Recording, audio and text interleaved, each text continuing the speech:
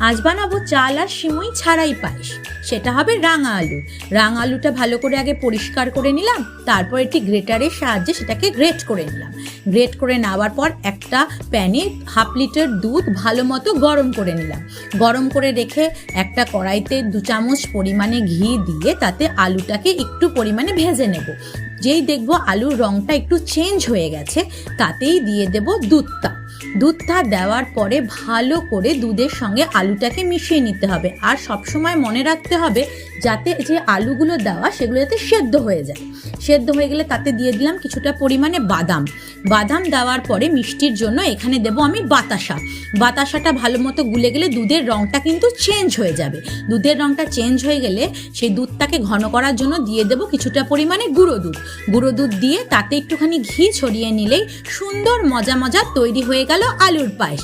ব্যাস, এইবারই খেয়ে নাও।